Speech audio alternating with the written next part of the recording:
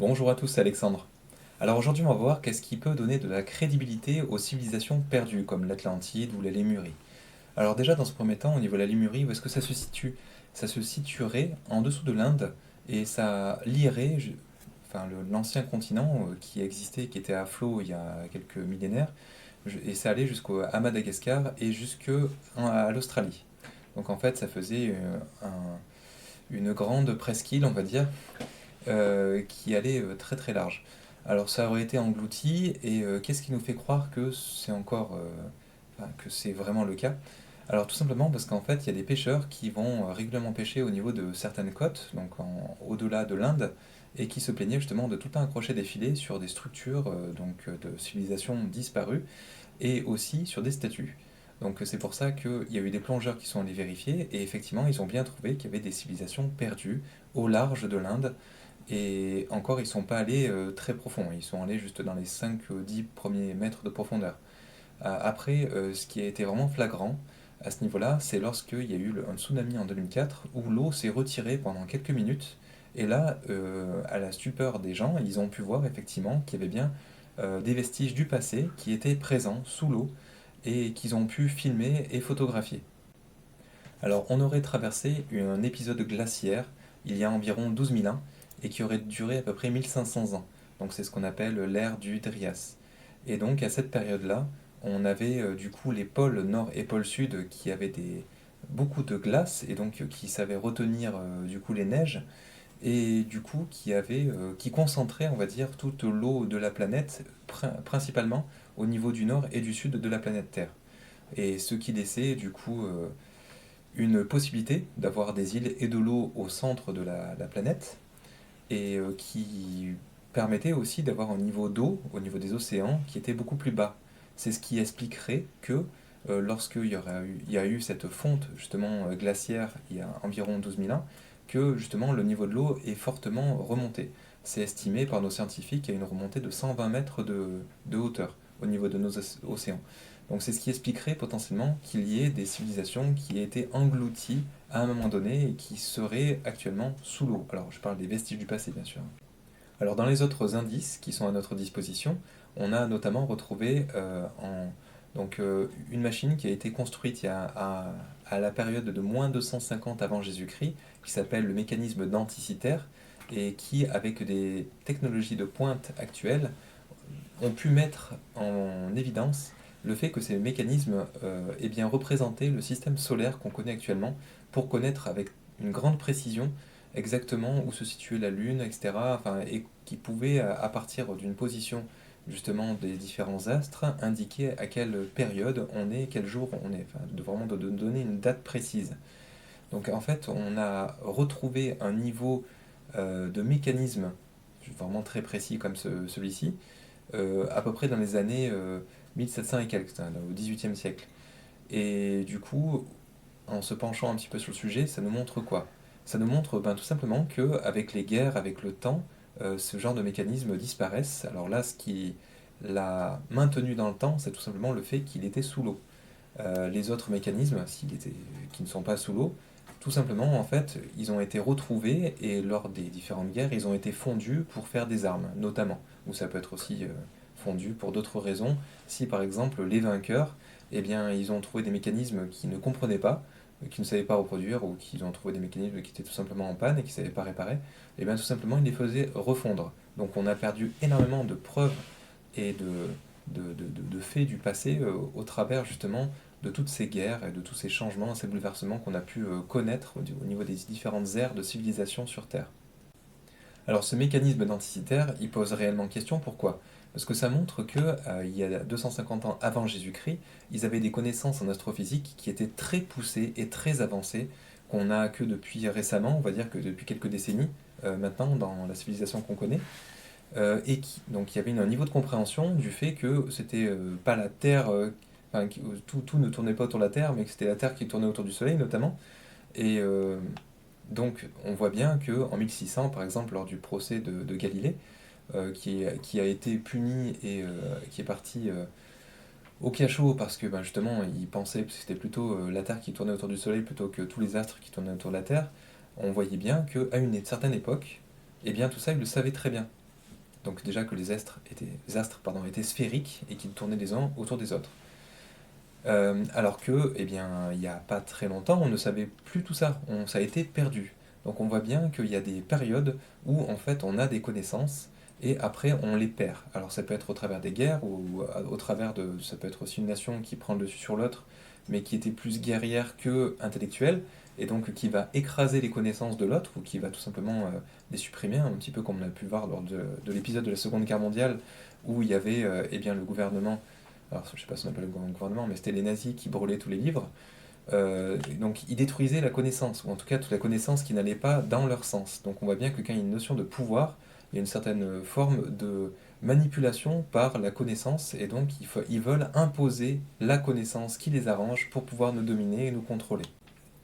Alors après des recherches récentes, on s'est aperçu que justement tous les restes de civilisation qu'on avait, eh bien, ils dataient tous à peu près justement de cette fameuse période qui était environ il y a le début vraiment des nouvelles civilisations et qui arrivait un petit peu partout sur Terre avec justement des similitudes, avec des notions de pyramide, des formes géométriques et des niveaux de précision en termes de taille de pierre et de statue qu'on n'a pas pu retrouver avant très longtemps. Donc c'est pour ça qu'on s'aperçoit aujourd'hui que plus un site est ancien, et plus on va avoir des pierres de taille qui sont taillées très précisément et qui sont en plus des blocs qui ont des poids qui sont démesurés. Ça va de 400 à 800 tonnes par exemple pour certaines pyramides. Et on a vu aussi des monolithes, enfin des blocs qui ont été taillés qui sont encore largement au-dessus. C'était entre 3 et 8000 tonnes.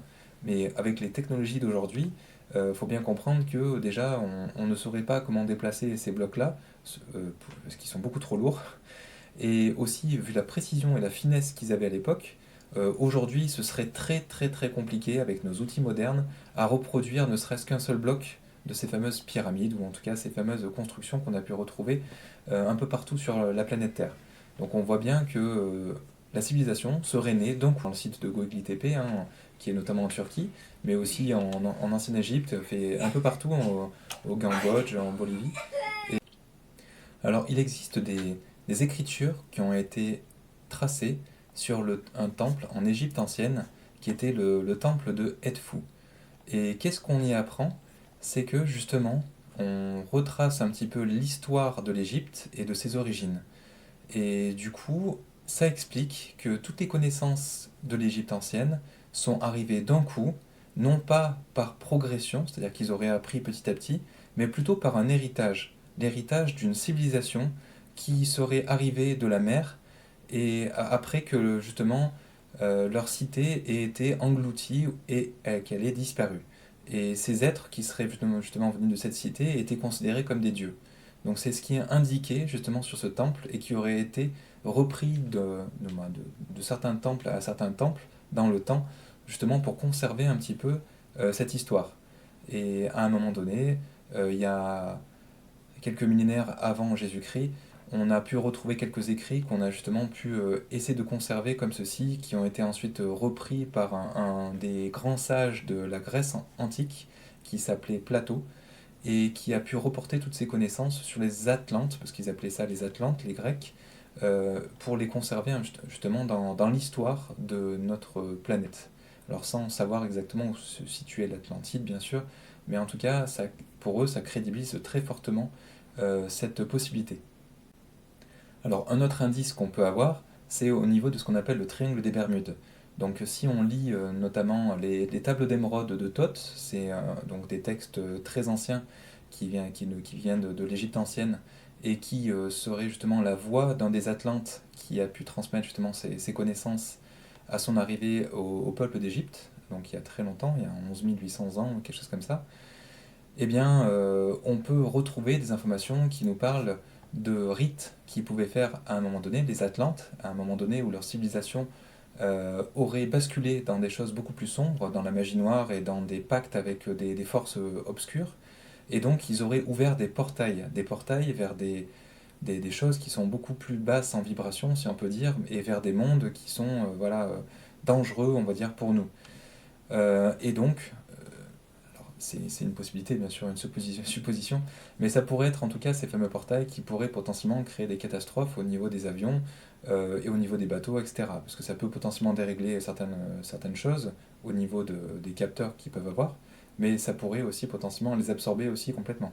Parce que ce qui nous a expliqué dans ces textes, c'est que justement, de temps en temps, ces portails s'ouvrent et du coup, c'est un portail entre deux mondes, quelque part. Donc on ne retrouverait plus aucune trace de ceux qui sont passés par là. C'est là où c'est un peu compliqué à comprendre. Mais du coup, on a bien vu qu'en 1945, il y a toute une escadrille donc de l'Air Force, alors je sais pas comment ils s'appellent ça, mais c'était l'armée de l'air américaine qui a disparu d'un coup, sans laisser de traces, et justement dans le triangle des Bermudes. Et après, il y a un avion qui a essayé de venir les secourir, il a disparu aussi. Il y a des bateaux pareils qui étaient énormes qui ont disparu sans même. Parce qu'en fait, il faut bien comprendre, s'il y a un problème avec un bateau, ils appellent à l'aide et donc ils indiquent tout de suite qu'il y a un problème pour qu'on vienne les chercher. Or là, ils n'ont même pas eu le temps d'avertir quoi que ce soit, c'était d'un coup, il n'y a plus rien. Il y a une disparition complète d'un équipage, plus le bateau, plus des fois c'est des avions, et on a même une histoire qui nous a été contée, mais alors ça par contre, je ne sais pas si c'est vrai ou pas, mais qui aurait fait disparaître pendant au moins 40 ans un avion de ligne. Mais cet avion de ligne aurait réapparu donc 40 ans après sur un aéroport, et avec tout l'équipage qui était décédé. Alors bon, c'est un peu, peut-être un peu tiré par les cheveux, ça j'aurais du mal à dire, mais en tout cas c'est un fait qui a été confirmé par les autorités. Donc bon, est-ce que il y aurait eu un bond un petit peu dans le temps ou une faille spatio-temporelle à un moment donné par là-bas, mais bon, euh, en tout cas, on peut s'imaginer beaucoup de choses par rapport à ça. Alors ensuite, on a des personnes qui ont fait des EMI ou NDE, donc des expériences de mort imminente, et qui ont fait un séjour dans ce qu'on appelle l'autre monde, et qui ont reçu comme information ou comme enseignement ou comme rappel, parce que ça peut être des informations qu'elles avaient déjà avant, eh bien que la civilisation atlante existait bien, ou d'autres civilisations anciennes. Notamment, c'était Nicole Dron qui expliquait ça.